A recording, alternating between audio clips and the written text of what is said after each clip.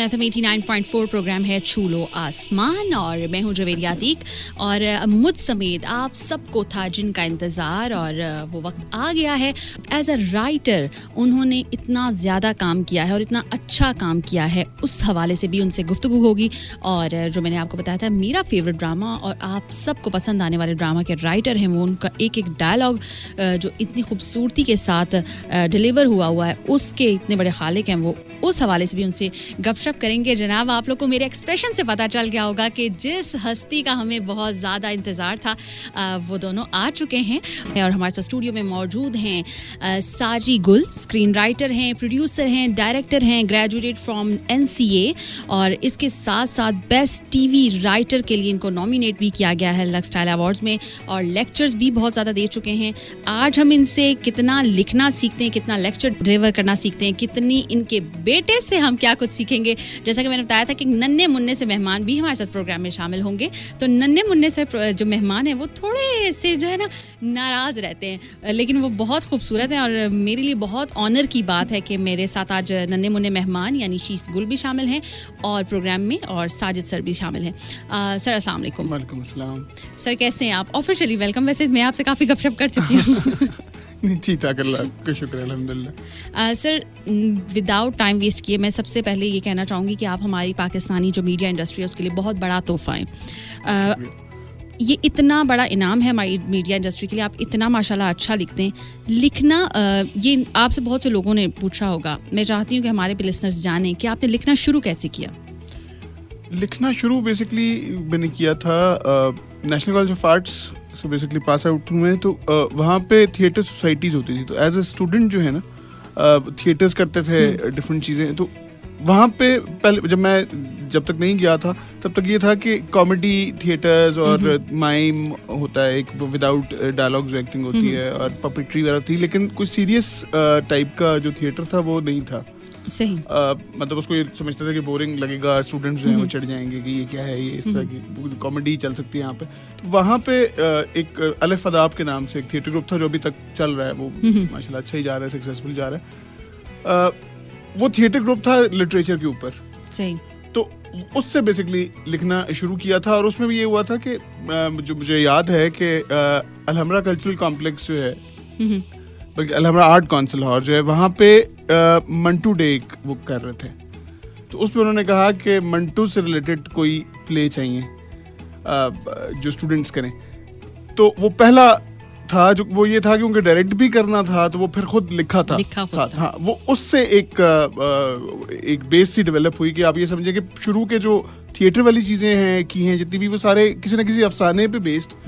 एक अफसाना है, उसको लिया, उसको स्क्रीन राइट उसमें स्टेज की शक्ल में चेंज किया, फिर उससे ही करते करते इतनी प्रैक्टिस हो गई कि वो फिर माशाल्लाह फिर लिखते गए स्टोरीज में और उस पे आ गए, लिखते गए और फिर कलम नहीं रुका और ना अल्लाह ना करे रुके, ताकि हम तमाम लोग जो आपके ड्रामास देखते हैं, आपके लिखे हुए ड्रामा देखते हैं, हमारे पास भी एक अच्छा कंटेंट आता रहे।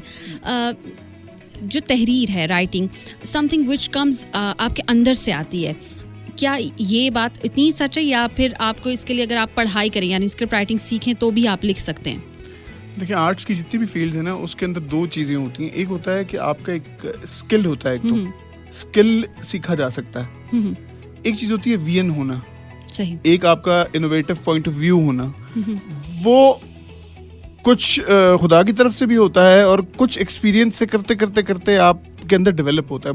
मैं अब पैदा हुआ, मुझे जो फैमिली मिली, जो मैंने पाकिस्तान में डिफरेंट पॉलिटिकल और सोशल हालात देखे होंगे, बहुत सारी चीज़ें, वो जो एक जर्नी है, वो जर्नी मैं इस तरह से नहीं किसी को सिखा सकता। सही, बिल्कुल। वो जर्नी तो मेरी जर्नी है, ऐसा ही है। तो इसलिए जिस आर्ट्स की जितनी भी फील्ड्स हैं उसके अंदर सबसे खूबसूरत बात ये होती है कि जूते बनाने वाली फैक्ट्री की तरह नहीं है कि आपने एक जूता बनाया उसकी कॉपियां बनाते चले गए। बिल्कुल। हम तो जब इवन स्क्रिप्ट लिख रहे होते हैं तो एक सीन अगले सीन से नहीं मिल सकता, ऐसा ही आपको मुसलसल नई से नई चीज क्रिएट करनी है। तो बेसिकली इसमें यह है कि आपकी ऑब्जर्वेशन इतनी स्ट्रांग होनी चाहिए, कीन होनी चाहिए। एज अ आर्ट स्टूडेंट भी हमें यही सिखाया जाता था कि अपने learn to observe things around you, कि आप इर्द गिर्द की चीज़ों को देखें, उसे सीखें, उसको समझ के फिर अपने हिसाब से उसको अपने पॉइंट ऑफ व्यू से इंटरप्रेट करें। क्योंकि बहुत सी कहानियाँ हैं जो कि बहुत दफ़ा सुनाई गई हैं, लेकिन हर किसी के सुनाने का अंदाज इतना मुख्तलिफ था कि वो आपको मुख्तलिफ लगती है। बिल्कुल ऐसे ही। तो वो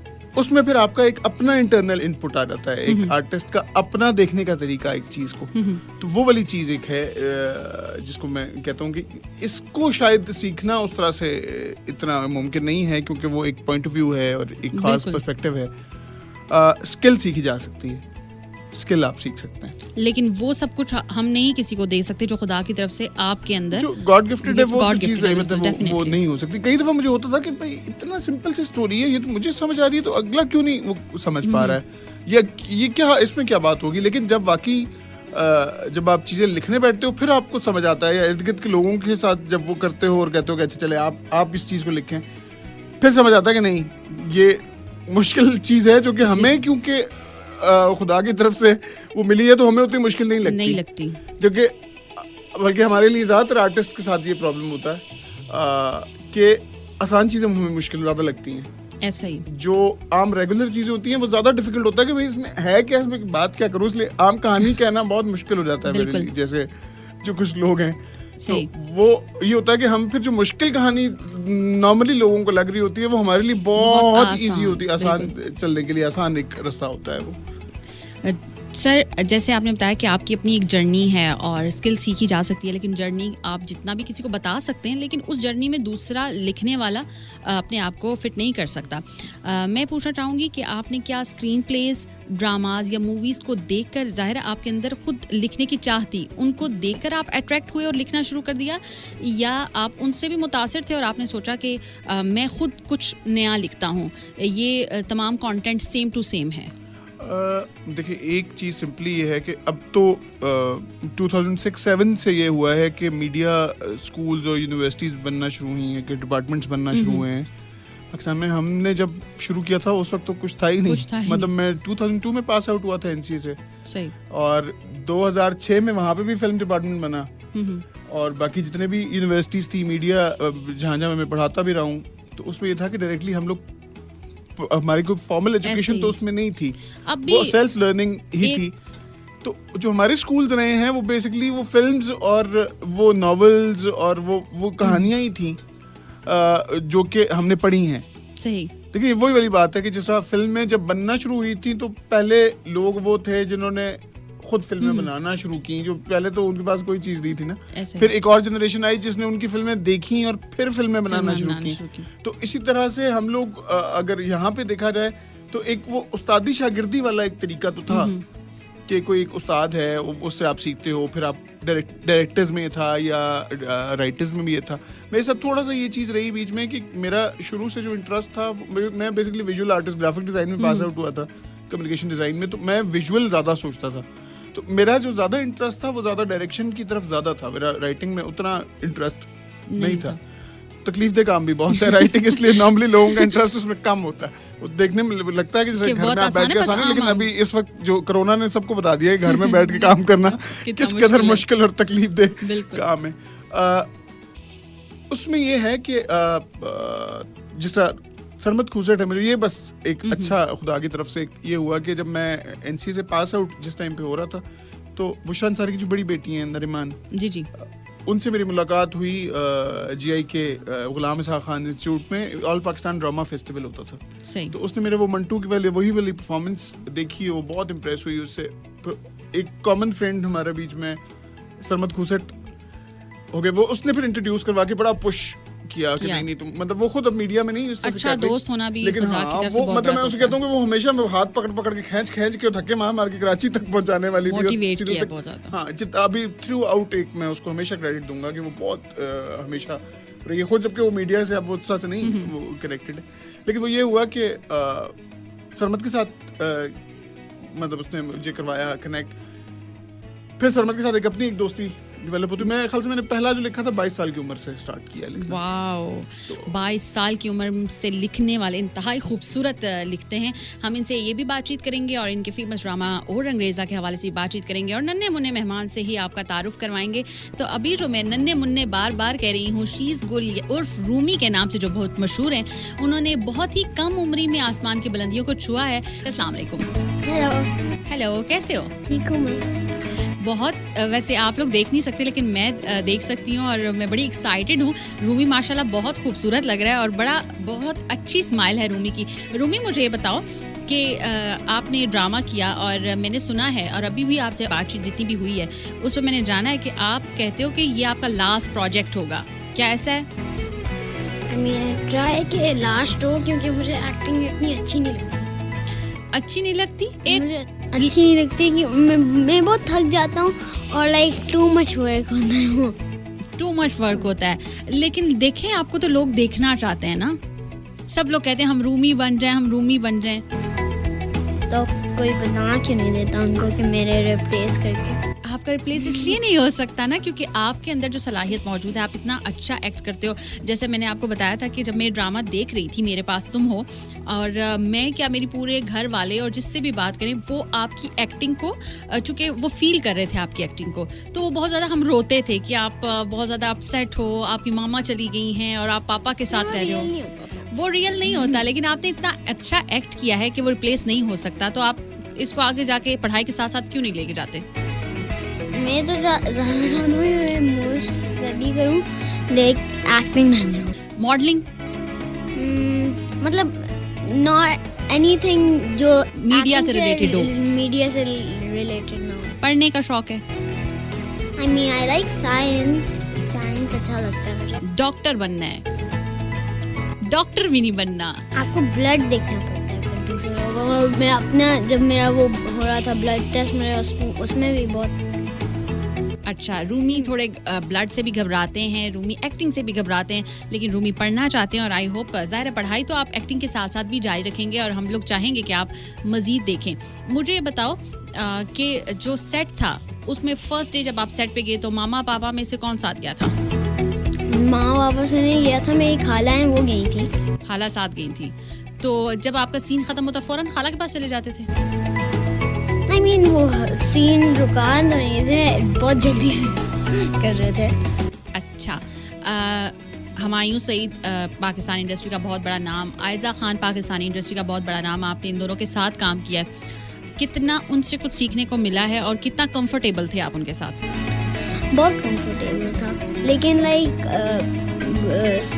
बहुत स्कूल के बिल्कुल बाद फिर मुझे जाना पड़ता था, फिर आधी रात आना पड़ता था वापस और फिर से स्कूल के लिए उठना पड़ता था सुबह, तो इसलिए मैं तंग होता था। इसलिए रूमी का ये इसलिए रूमी कह रहा है कि वो नहीं करेगा एक्टिंग क्योंकि उसको ज़्यादा उठना भी पड़ता था और उसका जो स्केड्यूल था वो थोड़ा डिस्टर्ब था। रूमी के पापा क्या कहते हैं कि वो इसको पढ़ाई के साथ साथ एक्टिंग की तरफ मोटिवेट करते रहेंगे?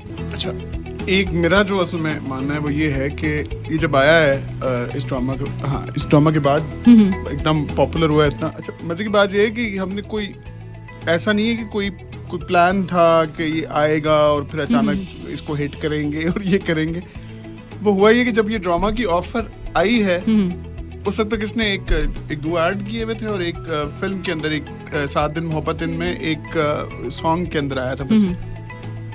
जब वहाँ से देखा उन्होंने बुलाया उसके बाद, अच्छा मेरा जो अपना रिलेशन है हुमायूं से जो हैं और नदीम भाई जो हैं और नदीम बेग उन लोगों से जैसा है कि मतलब उन्होंने कहा और मैं बस इनकार नहीं कर सका, क्योंकि मुझे बल्कि ये हुआ कि जब वो ड्रामा आना शुरू हुआ उसके बाद, क्योंकि मैं खुद राइटर हूँ, लेकिन उस वक्त इसके मामले में जब वो किया तो मुझे ऐसा लगा कि शायद मैं स्क्रिप्ट पढ़ना चाहिए था, वो मुझे मौका नहीं मिला पढ़ने का भी। बिल्कुल बस ये है कि ये समझ लें कि इनकार नहीं कर सका।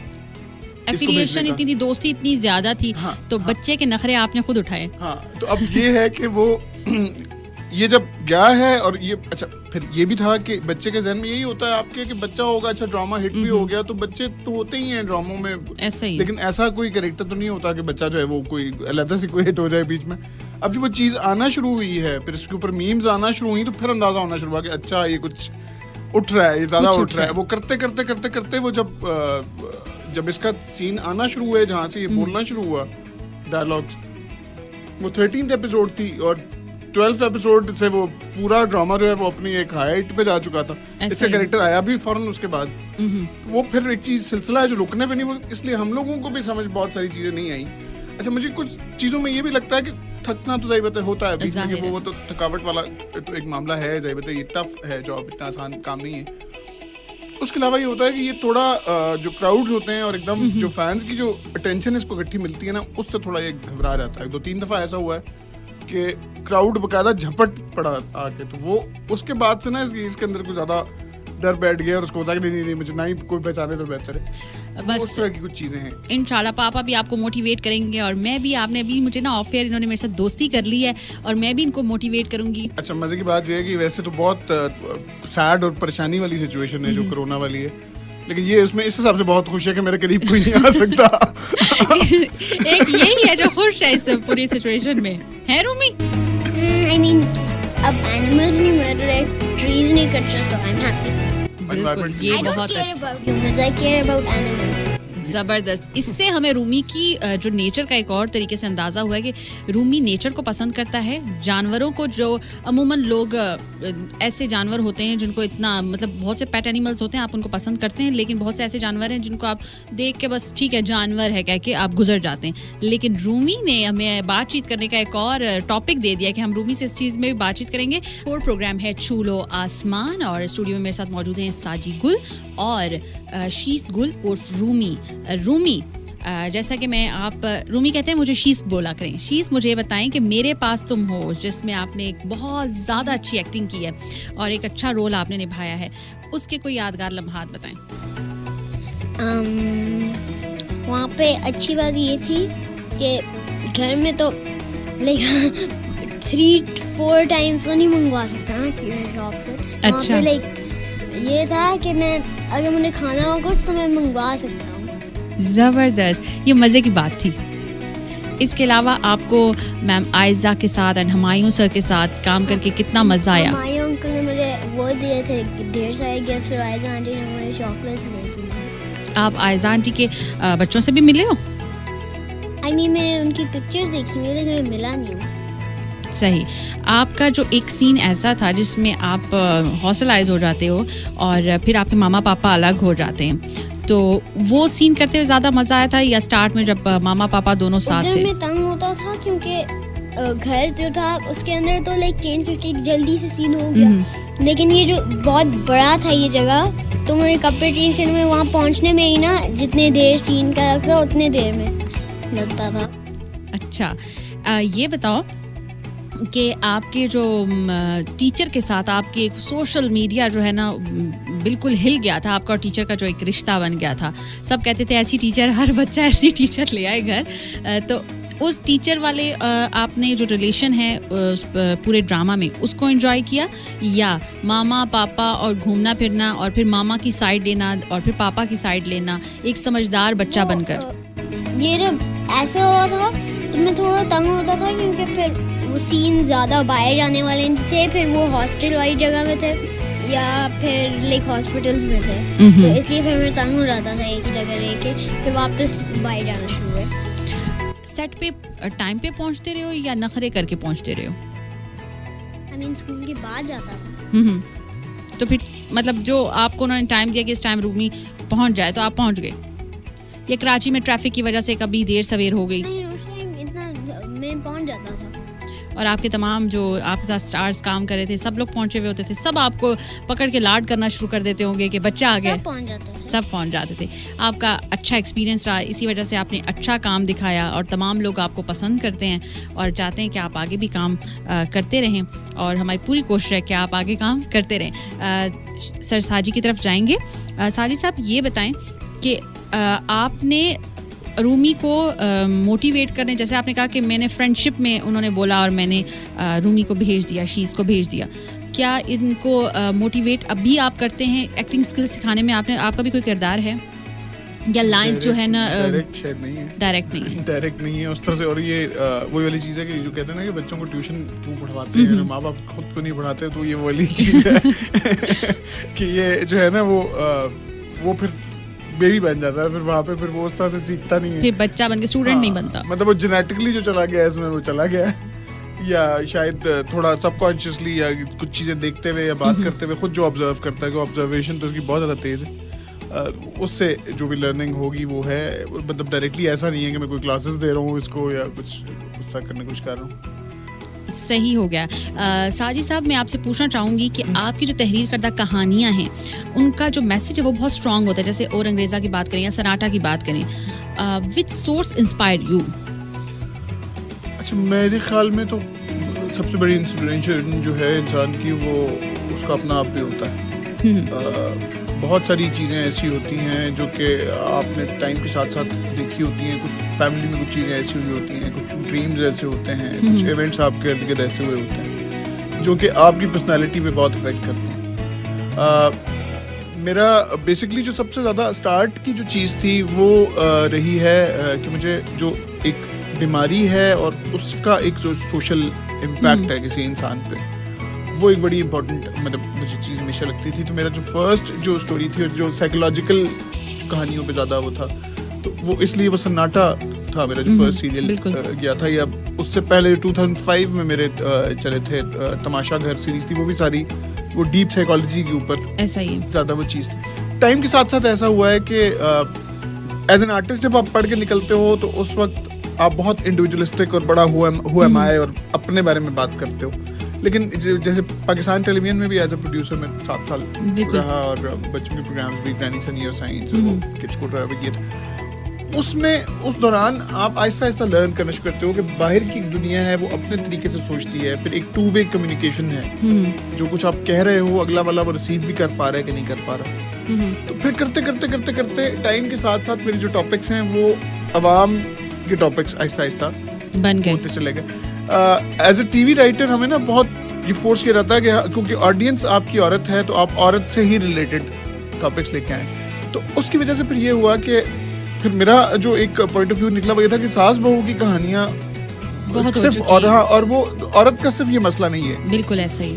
तो उस वजह से एक जो फेमिनिस्ट एक अप्रोच है चीजों को देखने की, तो जो सस्सी आपने फिर देखी और अंग्रेजा में बाकी वो एक फेमिनिस्टिक पॉइंट ऑफ व्यू था चीज़ों को देखने का, कि वो सास बहू की कहानी भी नहीं थी, लव ट्रायंगल और वो लव और वो सारी चीज़ें उसके अंदर मौजूद थी, लेकिन वो एक प्रोग्रेसिव एक औरत की कहानी थी जो कि ये भी नहीं है कि हत्थे से उखड़ी हुई औरत भी नहीं थी, ठीक कहीं पे उखड़ जाती थी, लेकिन उसके बावजूद एक सेंसिबल ऐसी बंदी की कहानी थी कि जहाँ पे आप हिपोक्रेसी के बारे में बात करते हो ऐसे। और अभी भी आगे भी जो मैं चीज़ें कर रहा हूँ उसमें जेंडर्स के ऊपर बात साथ कर रहा हूँ। और एक चीज़ खास जो और वो ये है कि मैं जब जेंडर की बात करता हूँ तो मैं सिर्फ फीमेल्स की बात नहीं करता। अगर आप कासिम का कैरेक्टर उसके अंदर देखें और अंग्रेजा में, बिल्कुल, तो वो एक बहुत सेंसिटिव मर्द का कैरेक्टर है। और सेंसिटिव मर्द जितना ख्वार होता है सोसाइटी में और वो उसको जितना ताने सुनने पड़ते हैं और वो जितना ज़्यादा उसको आगे से एक रिपल्शन मिलती है, बिल्कुल वो भी वहीं पे। तो वो ये है कि ये आप ये नहीं कह सकेंगे कि सिर्फ और सिर्फ औरत की बात कर रहे हैं। मर्द भी जेंडर के बेसिकली जो मसाइल हैं कि जब आपने जेंडर स्प्लिट कर दिया कि ये रो नहीं सकता, वो जो है वो ज्यादा खुल के जोर से हंस नहीं सकती, तो ये इन चीजों को कैसे आपने फिक्स कर दिया एक जगह पे, इस चीज के बारे में बात होती है। अभी भी एक इंटरनेशनल प्लेटफॉर्म के लिए एक चीज लिखी है, हम उस पर भी बात करेंगे। जैसा आपने बताया कि मैंने आपसे पूछा भी कि आपका बड़ा स्ट्रॉन्ग मैसेज होता है, बहुत से क्रिटिकल इश्यूज को आप हाईलाइट करते हैं, उनको हाईलाइट करना नो डाउट आपके लिए बहुत ज़्यादा मुश्किल होता होगा। तो उन तमाम इश्यूज़ को मद्देनज़र रखते हुए और तमाम हमारी जो सोसाइटी है पाकिस्तानी, चूँकि आवाम वो सब कुछ देखना चाहती है, लेकिन जब टीवी स्क्रीन पर आ जाए तो उनका थोड़ा सा रिएक्शन भी थोड़ा सा हार्श होता है। तो इन तमाम चीज़ों को मद्देनज़र रखते हुए लिखते वक्त कितनी दिक्कत होती है?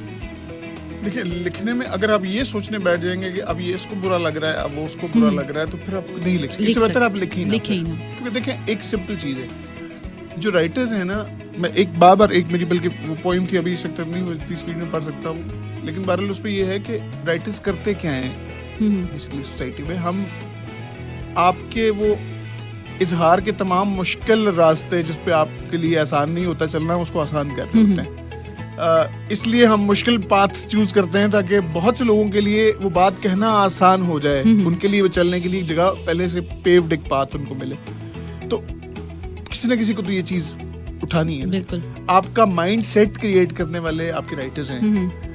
आपका एक समझे चीजों को एक दूसरे से जोड़ने वाले। मैं कहता हूँ कहानी जब आप सुनते हैं ना, आपको कहानियां और टीवी टेलीविजन क्यों अच्छी लगती हैं? इसलिए कि वो आपकी लाइफ से कहीं ना किसी की लाइफ से आपकी लाइफ से भी वो जुड़ी हुई है। इसके अलावा एक और चीज देखें ना कि अब जब हम इवन गॉसिप भी कर रहे होते हैं किसी के बारे में, तो हम एक दूसरे से कनेक्ट कर रहे होते हैं। अब आपको मेरे पास तुम हो की कहानी जैसे मिली और अंग्रेजा की कहानी मिली, सस्सी के बारे में आप डिस्कस करेंगे, अब महविश के बारे में डिस्कस करेंगे, दानिश के बारे में करेंगे। तो देखिए हम सारे क्योंकि एक बंदे के बारे में कॉमन एक चीज हमें मिल रही है ना, एक कनेक्शन मिल रहा है। तो ये कहानियां ये भी करती हैं, कहानियां जोड़ती भी हैं लोगों को, ऐसा ही।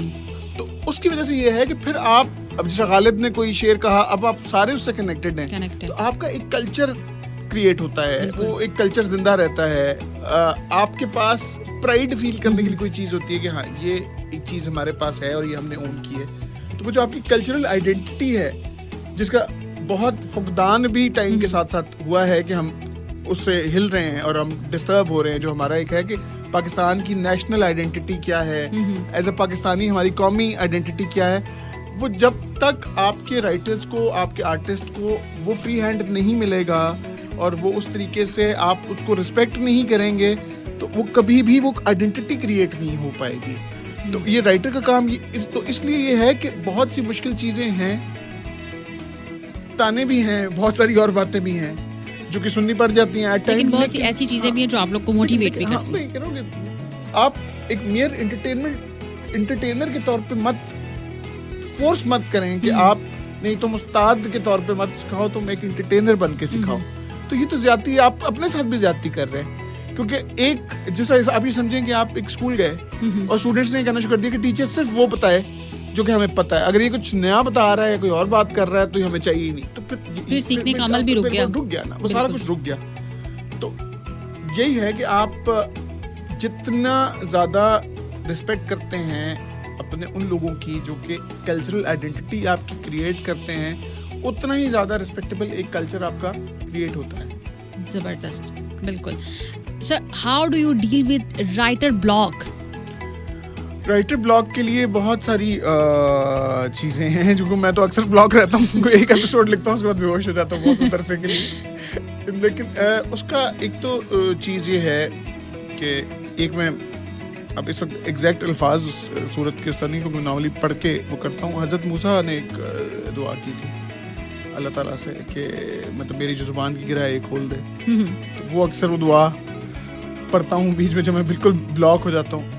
कुछ दफ़ा ये होता है कि कुछ ख़ास म्यूज़िक्स हैं जिसमें ये मतलब इंस्ट्रूमेंटल म्यूज़िक्स होते हैं जो थोड़े क्लासिकल टाइप के, और बाकी उसमें ये होता है कि वो जब आप फंस जाते हो कहीं, तो एक आप फीलिंग है ना, एक सीन की फीलिंग होती है, उस फीलिंग के करीब का कोई म्यूज़िक आप चूज़ करके उसके बाद वो म्यूज़िक सुनते रहते हैं। उससे होता ही है कि म्यूजिक के अंदर इक्वालिटी है कि आपका दिमाग वो कनेक्शंस क्रिएट करती है, वो रिदम सा क्रिएट कर देती है, आपके थॉट ऑर्गेनाइज कर देती है। तो वो उस तरह से कई दफा ये होता है कि शुरू में तो ये था कि म्यूजिक सुन के ही लिख पाता था, मैं लिख ही नहीं सकता था उसके बगैर। अच्छा। तो फिर करते करते खैर वो अब हैबिट हट गई, अब तो कर लेते हैं, मतलब आप जोर लगा के वो हो जाता है। लेकिन ये है कि अक्सर म्यूजिक कुछ दफा ये है कि जो राइटर ब्लॉक है वो कुछ दफा अच्छा भी होता है।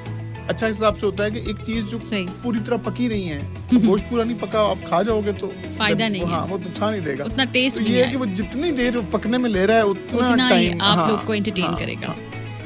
जबरदस्त हो गया।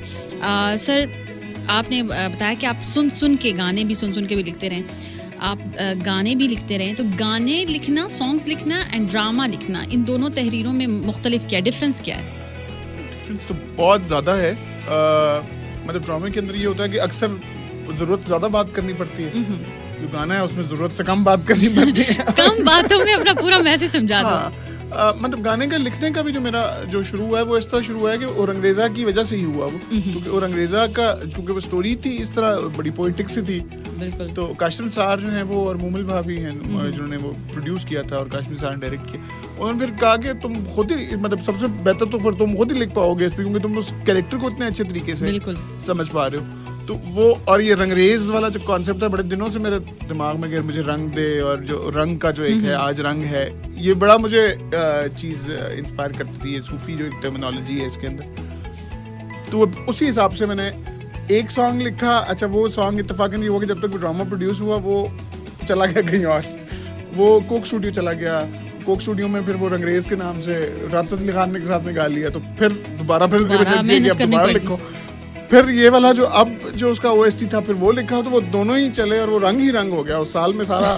रंगरेजा भी चला, वो एक मूवी थी उसका नाम भी इत्तेफाकन रंगरेजा आ गया था, और ये 2 गाने भी बीच में आ गए, तो वो सब यही कहते कि इतना रंग क्यों बिखर रहा है इस साल में, लेकिन वो इत्तेफाकन ऐसी चीज रही। फिर उसके बाद 1-2 OSTs और हैं, जो डर सी जाती है सिला एक सॉन्ग ड्रामा चला, उसका टाइटल सॉन्ग जो है वो मैंने लिखा हुआ था, और 1-2 ड्रामाज और हैं जिनके वो किए हैं।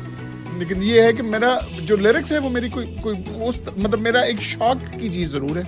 कुछ चीज़ें ऐसी होती हैं, जैसे शायरी जितनी भी मैंने अभी तक करता हूँ ना, उसको उस तरह से पब्लिश नहीं किया, क्योंकि कुछ चीज़ें ऐसी होती हैं जो आपकी इतनी पर्सनल होती हैं कि आपको उस पर क्रिटिसिज्म या किसी और टाइप की चीज़ पसंद नहीं होती। मुझे होता है सही है, गलत है, वो सही मतलब टेक्निकली सही है नहीं है, वो एग्जैक्टली अगर मेरा इमोशन एक्सप्रेस कर रही है चीज़, बिल्कुल, तो फिर वो सही है। नो डाउट आपने गाना बहुत खूबसूरत लिखा है और बहुत खूबसूरती से साहिर अली बग्गा ने उसे गाया है, और सज्जल ने भी उसकी आवाज़ भी हमने उसमें सुनी है। और मैं जैसा कि आपको बता रही थी कि जब मैं इस पूरा ड्रामा में इतना मैंने इंटरेस्ट लिया है, और फिर मैंने सज्जल का भी इंटरव्यू सुना था जिसमें उन्होंने कहा कि उनकी अम्मा ने उन्हें स्पेशली कहा था कि आपने ये प्रोजेक्ट आपने करना ही करना है, और उसमें उन्होंने काफ़ी आपको सराहा भी। नो डाउट आप बहुत अच्छा लिखते हैं। मैं ये पूछना चाहूँगी कि आप एक ड्रामा प्रोड्यूसर और डायरेक्टर के तौर पर भी आप काम कर चुके हैं और करते रहे हैं और करेंगे भी। एज अ राइटर आप खुद भी सजेस्ट करते हैं कि ये जो लाइंस हैं ये फिट इसी एक्टर पे आती हैं, एक्ट्रेस पे आती हैं? वो होता है वो शुरू में ही जब आप कुछ एपिसोड्स लिख लेते हैं, 3-4 एपिसोड जब स्पेशली हो जाती हैं, तो आपको एग्जैक्ट अंदाजा भी होना शुरू होता है कि किसके ऊपर सूट कर रहा है। कुछ दफ़ा ये होता है कि आपको कास्ट दी हुई होती है पहले से। मैं अब ये नहीं इसलिए करता क्योंकि होता ये है कि अक्सर जब तक वो लिखा जाता है, मैं तो बहुत टाइम लेता हूँ लिखने में। अच्छा। मैं सही है कि प्रोड्यूसर के भी चीखें निकलवा देता हूँ। कुछ दफ़ा ये होता है, मैं अपनी भी चीखें अक्सर निकल जाती है कि मुझे इतना टाइम क्यों लग रहा है, लेकिन जब अच्छी चीज़ लिखनी है तो वो फिर टाइम लेती है। तो वो अक्सर ये होता है कि फिर डेट्स निकल जाती हैं, एक्टर कहीं चला गया, क्या हो गया। लेकिन ये है कि जब आप लिख रहे होते हैं उस दौरान आपको अंदाजा होना शुरू हो जाता है कि ये किस पे सबसे ज्यादा सूट करना होगा। और फिर एक दफा आपको जब पता कंफर्म हो गया कि हाँ ये एक्टर है, तो फिर आप उसकी आपको पता होता है कि इसकी क्या खसूसियात हैं, डायलॉग डिलीवरी कितनी स्ट्रांग है। नुमान इजाज थे बिल्कुल इसमें, जिस कैरेक्टर में मुझे पता था कि वो क्या उनकी रेंज है, वो कहाँ तक जा सकते हैं। सज्जल की क्योंकि रेंज बहुत जितनी भी छोटी है उतनी एम्पलीफाइड उसके वो रेंज है, तो वो मुश्किल सीन्स जो हैं वो मुझे पता था कि मैं ये वाले एक इमोशनल शिफ्ट दूंगा तो वो किस तरह से बन के निकलेंगे, तो वो चीज़ बड़ी दी है। एक इरसा का मुझे बहुत इसके अंदर था, जो मम्मू का रोल जिन्होंने किया, वो स्पेशली है भी वो जिन्होंने स्क्रिप्ट पढ़ के मुझे फ़ोन करके इतना ज़्यादा तारीफिंग की थी कि मुझे मेरा रोना निकलने लगा था। अच्छा, मैंने कहा चले थैंक यू सो मच, आपको इतना अच्छा लगा। लेकिन उन्होंने वो अपना रोल जो है वो बहुत स्ट्रांगली निभाया, बहुत ज़बरदस्त तरीके से निभाया था, जबकि सबसे अंडरटोन कैरेक्टर था उनका। चलें इंशाल्लाह आपके अपकमिंग प्रोजेक्ट्स पे भी इसके साथ साथ बात करेंगे और शीश से भी गपशप करते रहेंगे। शीश, आप कैसा फील करें अपने पापा की बातें सुन के? आप भी अपने पापा की किसी भी स्टोरी का कैरेक्टर बनना चाहेंगे? हाँ, अगर वो मुझे पिज़्ज़ा खिलाए। ओह, तो अगर आपने इनको कभी मनाना है अपने किसी स्टोरी के कैरेक्टर के लिए तो इनको पिज़्ज़ा खिलाना। Infinite pizza. ये मेरी स्टोरीज का खाली नहीं है, जब जाता है कहीं जाके फंस जाता है ऐड में या किसी और चीज़ में, तो वो मुझे फक्की पड़ती है, मुझे कुछ ना कुछ लेके देना पड़ता है हर दफ़ा। चलें, इस वक्त हम आपके लिए तो बड़ा गोल्डन टाइम है सर। आपने कितना इस टाइम को बैठकर कितना यूज़ किया है, क्योंकि आपका तो full time work from home है, तो इस टाइम आपने कितना लिखा है? अच्छा, ये नॉर्मली मतलब सब समेत कंटेंट वाला जो डिपार्टमेंट है वो भी कह रहा था कि आप लोगों के लिए तो बहुत अच्छा टाइम है करने का, लेकिन मसला है कि हम भी तो डिप्रेस हो रहे हैं। ये और एक होता है ना कि एक थोड़ा वर्क एनवायरनमेंट है, उसमें से थोड़ा सा आप साइड पे हुए, फिर आप वापस आए। अब मसला ये है कि वो तो कुछ किया ही नहीं जा सकता ना। आप मतलब एक मेरा होता था कि निकल गए रात को जाके किसी ढाबे पे ही बैठ के चाय पी ली, थोड़ा सा वो कर लिया, अब तो वो सब खत्म हो गया ना, वो तो अब है ही नहीं। तो वो बल्कि ज्यादातर लोग इंतहाई ब्लॉक में, बल्कि ये होता है कि आप सीन लिखने लगो, अब दो कैरेक्टर्स आपस में इंटरेक्ट करते हैं तो एकदम बंदे को लगता है कोरोना तो नहीं है इसको कहीं, मतलब आपके कैरेक्टर्स को भी लगता है कोरोना हो जाएगा, मतलब इतना आपके जहन के अंदर ये चीज़ एक सवार हुई भी है। तो इसने बड़ा स्लो कर दिया है। मुझे ये है कि मेरा काम मुझे लगता है बहुत स्लो हुआ है, और साथ ये है कि क्योंकि मीडिया की जो फील्ड है वो वैसे भी है भी इस तरह से कि वो प्रोजेक्ट बेस्ड है, तो फिर उसकी वजह से बहुत सी परेशानियां भी फेस कर रही वो हो रही हैं। राइटर्स का तो चलो ये है कि घर से आप कर रहे हैं, लेकिन बात ये है कि बहुत से प्रोजेक्ट्स हैं जो रुक गए हैं। बिल्कुल, राइटर्स लिख तो देंगे लेकिन अगर वो परफॉर्म नहीं होगा तो वो नहीं हो पाएगा। वो पाइपलाइन में बहुत सारी चीजें हैं। अब जो शीज जो हैं ये भी एक वो कर रहे थे, एक रमजान का एक शो था, बल्कि बिल्कुल ड्रामा था, उसकी 4 एपिसोड हो चुकी हैं, उसके बाद वो हो ही नहीं सका, तो वो नहीं आ पाया। वो शायद हो सकता है नेक्स्ट ईयर में कहीं वो चीज़ कहीं आ सके, लेकिन वो यही हुआ कि बहुत सारे लोग ऐसे हैं जो कि बेरोजगारी की तरफ बिल्कुल चले गए हैं, जो स्पेशली जो कि ये डेली वेजर्स और जो फ्रीलांसर्स थे जी जी, उनके लिए तो बहुत अजीब सिचुएशन हुई है। तो ये है कि वो उतना आसान नहीं है घर में रह के भी करना, और ऊपर से मसला ये है कि ना आपके बच्चे अब स्कूल जा रहे हैं, ऐसा ही आप हर वक्त आपके सर के ऊपर मौजूद हैं, आप लिख रहे हैं तो एक बच्चा एक बाजू से लटका हुआ है, आपके एक पाँव पे है, आप मुसलसल सर के ऊपर सारा कुछ है, तो वो उतना आसान नहीं है। आप लोग लिख मतलब वर्क फ्रॉम होम आप लोग भले करते हैं, लेकिन इस तमाम सिचुएशन में उतना बेहतर नहीं लिख सकते। आ जाते हैं सर आपके अपकमिंग प्रोजेक्ट्स के बारे में, क्योंकि वक्त बहुत कम है और सवालात इतने ज़्यादा हैं और मेरा बिल्कुल दिल नहीं कर रहा कि प्रोग्राम ख़त्म हो। अभी आपके रीसेंट जो प्रोजेक्ट्स हैं अपकमिंग, उनमें कौन कौन से पाइपलाइन में हैं? कुछ आइडिया दे सकते हैं या मतलब? एक जो है जिसका एक स्पेल अब रहता है और वो कोरोना की वजह से 2-3 महीने हो गए हैं कि वो फंस गया है बीच में, होगा एक स्पेल है कुछ 8-10 दिन का, एक वो है एक इंटरनेशनल प्लेटफॉर्म के ऊपर वेब सीरीज जा रही है, जैसे मतलब जो नेटफ्लिक्स पे जिस तरह की आती हैं टाइप की स्टाइल में है। वो मनजोगी नाम है उसका, सबा कमर नुमान इजाज उसका मेन रोल कर रहे हैं और बहुत डिफरेंट रोल्स में, हाँ बहुत क्लासिक स्टाइल की चीज बन के आ रही है, वो ना रह जाता। वो बस ये है कि वो इंशाल्लाह वो आएगा। इसके अलावा एक इब्ने हवा एक है जो मैं अभी लिख रहा हूँ, ऑलमोस्ट ख़त्म होने के करीब है। एक और डोर के नाम से एक और है जो डिफरेंट चैनल, दोनों डिफरेंट चैनल्स में है। मतलब इन में एक टेलीफिल्म भी है। इस तरह से डिफरेंट चीज़ें हैं जो कि वो होता ही है कि इतनी अब चीज़ें करनी पड़ रही होती हैं कि बहुत सी चीज़ें हैं तो स्किप खुद भी हो जाती हैं कि ये वाली चीज़ अब है। लेकिन जो ज़्यादा इस वक्त वो करने वाले हैं ये 3 प्रोजेक्ट्स हैं। आप इंटरनेशनल एक प्रोजेक्ट के बारे में बात कर रहे थे, वो कब तक मुतवक्की है कि आपका प्रोजेक्ट कंप्लीट हो जाए? वो इस साल के एंड पे आ जाना चाहिए या फिर अगले साल के स्टार्ट में, क्योंकि वही कह रहा हूँ कि कोरोना वाली जो सिचुएशन हुई है उसकी वजह से बहुत सारी चीज़ें डिले तो हो गई हैं। लेकिन वो क्योंकि इंटरनेशनल प्लेटफॉर्म का है तो उसने वेब पे क्यों क्या आना है, तो वेब का चलो फिर भी है कि वेब पे चीज़ें आ रही है, लेकिन जो सिनेमा के लिए फिल्म जो चीज़ें हो रही थी रिलीज, वो सब की सब अब मैंने सुना है कि वो वेब के प्लेटफॉर्म्स पे जा रही हैं। बिल्कुल, क्योंकि अब सिनेमास तो पता नहीं कब तक के लिए बंद होंगे। बिल्कुल, लेकिन ये कि डिजिटल प्लेटफॉर्म्स जो हैं ये चल रहे हैं इसके अंदर। जनाब, तमाम लिसनर्स के लिए तो बड़ी खुशखबरी की बात है कि जहां हम कोरोना जैसी पेंडेमिक सिचुएशन से गुजर रहे हैं, इसके साथ साथ इंशाल्लाह हमें बहुत कुछ अच्छा देखने को मिलेगा जो हमें रिफ्रेश कर देगा। सबसे अच्छा प्रोजेक्ट, मतलब अच्छे तो तकरीबन आपको सभी लगते होंगे, लेकिन वो कहते हैं ना कि एक कोई काम करके बाद में सोचता बंदा कि मैं इससे बेहतर कर सकता था। ऐसे कौन सा प्रोजेक्ट आपका है जो आपके दिल के बहुत ज़्यादा करीब है? और अंग्रेज़ा तो ऑब्वियसली है। मतलब एक ना सिर्फ के मतलब उसने एक आर्टिस्टिक एक वो दी है रिलैक्सेशन एक बहुत, इसके अलावा उसकी रिसेप्शन भी बहुत अच्छी आई।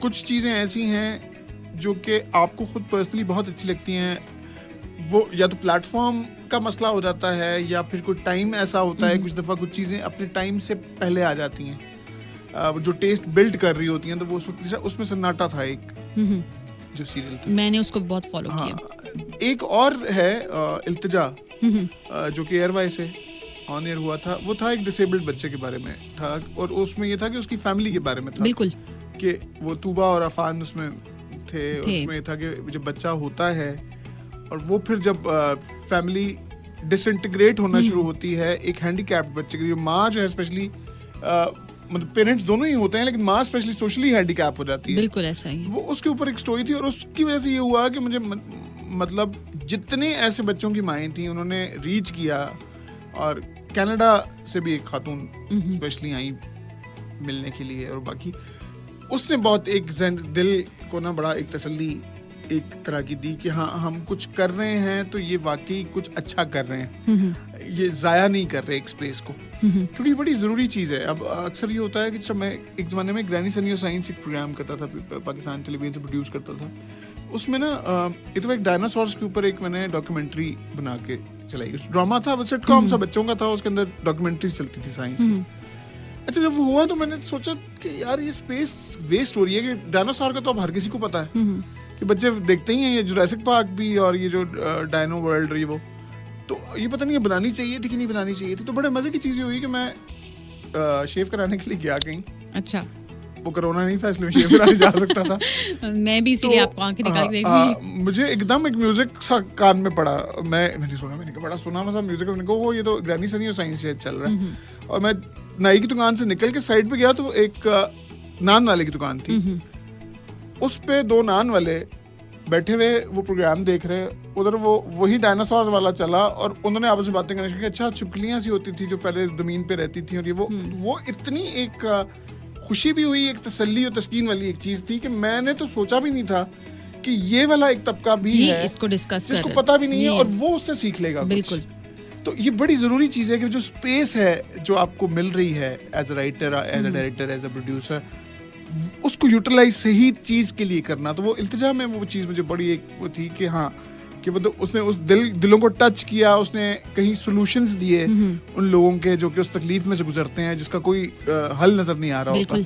तो लोगों का शायद रवैये थोड़े से बदल जाएंगे उन लोगों के साथ जो कि अपना फर्ज समझते हैं ये बताना कि तुम मेरे को खराबी है। मैं जब छोटा बच्चा था, मेरी राइट आई में एक वो स्क्वेंट का और पैदाइशी तौर पे एक है, मैंने फेस किया है साहब, बहुत फेस किया, और करते करते बड़ी एक खास एज तक पहुंचने के बाद लोगों में ये होता है कि वो बात करते हुए थोड़ा करते हैं, वरना हमारी माशाल्लाह इतनी हॉस्टाइल सोसाइटी है कि वो तो स्पेशली मतलब अगर आपके कोई और बात करना तो ये बात जरूर करेंगे, एक आदमी फर्ज समझेगा कि शायद उसको नहीं पता कि इसके साथ ये प्रॉब्लम है, तो वो आपको बताएगा आगे। स्पेशली तो जो लोग ये हैंडीकैप बच्चे के साथ सारी जिंदगी, जिसके ठीक होने की भी कोई उम्मीद नहीं होती, कि जिसका कोई फ्यूचर भी नहीं होता, आप पूरा एक अपना मुस्तकबिल इन्वेस्ट कर रहे होते हो एक ऐसे बच्चे में जिसका अपना फ्यूचर ही नहीं होता। बिल्कुल, तो वो पहले ही एक वॉरियर्स की तरह वो कर रहे होते हैं, और हम लोगों का ट्रीटमेंट उनके साथ या तो होता है कि तरस खा के उनको देखते हैं या फिर रिडिक्यूल करने के स्टाइल में देखते हैं। तो इस तरह के लोगों के लिए काम करने का जो एक था कि आपका शायद कुछ लोगों का रवैया उन लोगों की तरफ बदला हो, या कम से कम जो अपनी फाइट लड़ रहा है, बिल्कुल जो उस चीज से गुजर रहा है, उसको ही कहीं हौसला मिल गया उस स्टोरी को देखे कि हाँ मतलब ऐसे लोग और भी हैं, मैं अकेला नहीं हूँ, सिर्फ मेरे साथ नहीं है, और कैसे डील करूँ और ये इसका रिवॉर्ड कैसे मुझे मिलेगा, और सारी चीजें। तो वो चीज मुझे बड़ी पर्सनली जो है ना उसने बहुत हिट किया है, बहुत। हाँ, जितनी खूबसूरती से बंदा लिखे और अपने तमाम ख्यालात और तमाम जो एहसासात हैं वो दूसरा बंदा उतनी खूबसूरती से फील करे और उससे कुछ सबक सीखे, एक राइटर का मेरा ख्याल है इससे उसको और तस्कीन इससे ज़्यादा कोई नहीं होगी। एक पजीराई मिलना हर प्रोजेक्ट को वो अलग बात है, लेकिन उस प्रोजेक्ट से अगर आप कुछ सीख लें तो ये ज़्यादा मेरा ख्याल है inner satisfaction as a writer. अगर राइटर एक मैसेज नहीं दे रहा ना, तो ऐसा नहीं होता कि मैसेज जा नहीं रहा, वो मैसेज आपके कंट्रोल में नहीं है, सही, क्योंकि रिसीव करने वाले को मैसेज कुछ ना कुछ जाएगा। तो इसलिए आपको कम से कम खुद पता होना चाहिए कि आप क्या बात कर रहे हैं और आपका पॉइंट ऑफ व्यू क्या है। अगर नहीं है और आप कह रहे हो नहीं बस मैंने लिख दिया सीन, ये तो एमी था, इसमें मैसेज कोई नहीं था, ये नहीं होता। बिल्कुल, करते करते 2 घंटे कैसे गुजर गए बिल्कुल पता नहीं चला, और इंतहाई खूबसूरत बातें और बहुत कुछ सीखने को मिला है साजिद सर। मेरे लिए ऑनर की बात है कि आज मैंने आपके साथ प्रोग्राम किया है, लेकिन जाते जाते वक्त कम है, लेकिन एज अ प्रोड्यूसर आपकी जो जर्नी है उसका एक खूबसूरत वाकया मैं सुनना चाहूँगी। खूबसूरत वाकयात तो उसके अंदर काफ़ी मुश्किल से आते हैं वैसे जब आप एज ए प्रोड्यूसर काम कर रहे हो तो। खूबसूरत चीज़ है ये ज़रूर रही है कि मैंने जो एज ए प्रोड्यूसर काम किया है, मैं ज़्यादातर बच्चों के प्रोग्राम्स प्रोड्यूस करता रहा हूँ, क्योंकि एज ए प्रोड्यूसर मैंने जॉब पे था। एक किड्स कोर्ट एक प्रोग्राम आता था, उसमें वो बच्चे जो हैं अपने केसेस करते थे अदालत के अंदर, चीका फू होता था। उसमें बड़े मज़े की चीज़ें अक्सर पेश आती थी कि जो बच्चे हैं वो खुद कुछ सीन्स में उनको करता था कि आप जाओ और जाके खुद क्रिएट करो कि सीन क्या होना चाहिए। तो वो अपनी मर्जी से कोई ना कोई, एक सीन था जहाँ पे सारे सोए हुए हैं, तो बच्चों ने खुद ही कोई कहीं लटक गया जाके, किसी ने कोई गुब्बारे के ऊपर सर रख लिया आके, वो बहुत मज़े का सीन क्रिएट उन्होंने कर लिए खुद ही। तो वो बड़े मज़े की एक चीज़ होती थी जो मतलब एक एक्सपीरियंस होता था मुसलसल जो कि आ रहा होता था आपके सामने, तो जबरदस्त। वो वाली चीज़ एक मज़े की थी। बच्चों के प्रोग्राम्स नॉर्मली इतने नहीं अब होते, जो कि बड़ी सैड चीज़ है, ट्रैजिक चीज़ है बल्कि, कि मतलब एक इतना इंपॉर्टेंट चीज़ है, बाद में फिर आप रोते भी हैं कि जी बच्चे जो हैं वो किसी और की लैंग्वेज सीख रहे हैं, बाहर का मुल्क जो है उनको वो अच्छे लगते हैं। हमारे बचपन में भी ये था कि सेसमी स्ट्रीट टाइप के प्रोग्राम्स थे, सीखते तो हम उससे बहुत कुछ थे, लेकिन एक जहन में तो एक चीज़ बैठ जाती है कि गोरा बच्चा जो है वही जानता है सारा कुछ, जो काला बच्चा है या जो ब्राउन बच्चा है वो उसके लिए तो मतलब वो उससे फॉलो करने के लिए। तो ये बड़ा प्रॉब्लम रहा है थ्रू आउट। शायद पैसे ज़्यादा लगते हैं जब आप प्रोडक्शन करते हो बच्चों के प्रोग्राम्स की, क्योंकि सेट्स और चीज़ें बननी होती हैं, तो आप नॉर्मली बच्चों के प्रोग्राम्स बड़े डिस्करेज किए जाते हैं। ऐसा ही। तो उसके लिए बड़ी एक स्ट्रगल थी, और वो ये है कि वो प्रोग्राम्स जिन बच्चों ने देखे हैं वो तो खैर वो अभी बड़े हो चुके हुए हैं और वो काफ़ी अच्छा उसका एक रिस्पॉन्स होता है। ठीक है सर, वक्त कम है, मैं चाहूँगी कि आप भी हमारे तमाम सुनने वालों को एक मैसेज दें और उसके बाद शीज़ की बारी आएगी कि वो क्या मैसेज देते हैं। मैं सिर्फ ये एक मैसेज देना चाहूँगा कि अपने कानों को ट्यून करना सीखें। अब जब हम सोशल मीडिया के ऊपर हैं तो इस वक्त होता है कि बहुत स्ट्रॉन्ग किस्म की ओपिनियंस आती हैं बहुत सारी, और हम नॉर्मली बहुत नेगेटिविटी की तरफ और केओस की तरफ जाते हैं। तो मेरा जो कहने का जो वो है वो ये है कि अपने जो कान हैं, हो सकता है लोगों के मुंह आप ट्यून नहीं कर सकते कि वो क्या बात करते हैं, अपने कानों को आप जरा फ्रीक्वेंसी अब इतना हल्का 89.4 जिस तरह आप मतलब ट्यून कर लेते हैं, उस तरह से कानों को अगर हम अपनी ट्यूनिंग एक फिक्स कर लें तो हम उसमें से अच्छी बात पिक करें, नेगेटिविटी, हाँ, और थोड़ा सा अपने आप को ब्रॉड अपने जहन को इस हिसाब से करें कि चीज़ों को रिसीव करना सीखें। जब तक आप कोई बात सुनेंगे नहीं, कोई नई चीज़ सीखेंगे नहीं, सीखने के लिए अपने आप को तैयार नहीं करेंगे, तो फिर आप कुछ नया समझ नहीं पाएंगे, आगे बढ़ नहीं पाएंगे। तो ये एक बड़ी एक ज़रूरी चीज़ है कि कहने का मौका ज़रूर दें, लेकिन अच्छी बात पिक कर लें, जो बुरी बात है उसको इग्नोर कर दें, डिलीट कर दें।